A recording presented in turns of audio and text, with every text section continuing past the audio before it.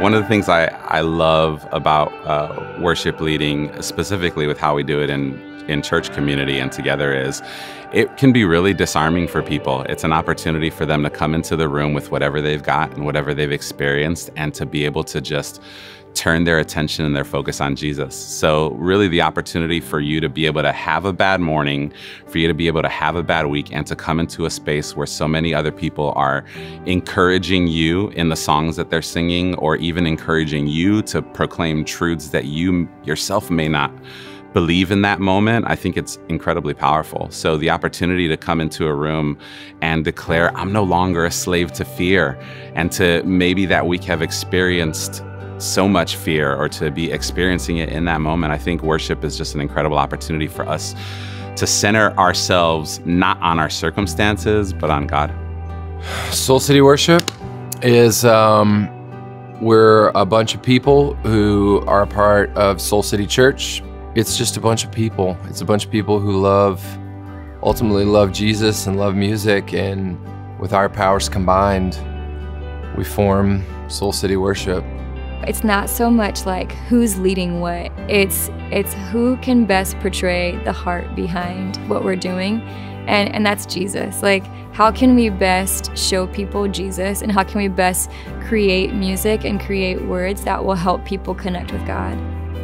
What I love about Soul City Worship is it is the collective effort of multiple people. There isn't like this person's at the top and this person is here, and really truly we all operate with no ego. So at the end of the day, it's all about the song. So if we come together and two people wrote a song, that day, and we identify that, man, this person who wasn't even involved in the writing process would actually be the perfect person to lead it, then that's what we do. At the end of the day, we're trying to bring people to Jesus. We're trying to get people to understand a deeper understanding of who God is. I think since the beginning of my time here at Soul City, I've always had a huge passion for writing songs, and I see such a value in writing songs for your local body. Songs that resonate with your people, that are things going on in the people of your church's lives. I think the beauty of diversity, whether it's age or sound or like ways that we were brought up, is that we all have a common thread of Jesus, and everything else doesn't really matter because we all just love Jesus. And all of the different styles of music that we bring and our experiences that we bring really made this worship set for tonight just feel so sweet. To feel your brother or your sister to your left or your right, and they're bringing their whole heart too. It's like if I walked in the room, a dark room, and I bring my one little candle, my candle is bright, right? But then if I light somebody else's candle to my right or my left, the room just got brighter. Then if we all just light our candles, we're able to accomplish that much more together. And it doesn't diminish my light. It just means that all together, we could just shine much brighter. I feel like our story at Soul City Church is a unique story, and just like any other church is a unique story.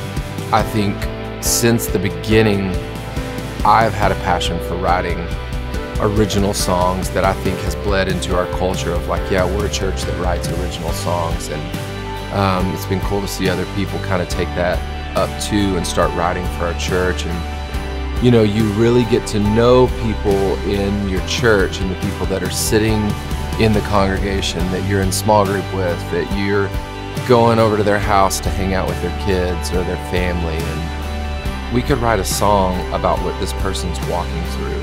There's this thing our pastor talked about that I feel like becomes immediate, like our own unique identity as a church. And the songs kind of become the soundtrack of that. And so I've always been so passionate about, let's capture those songs, that soundtrack that is like uniquely true to who Soul City is. And so if you come to Soul City, you're like, yeah, that's our song, that's my song. I remember the day we introduced that song, and I remember that story that the song came from. And I just think that has been a pillar of importance for our church and our worship ministry. How do I feel when I worship?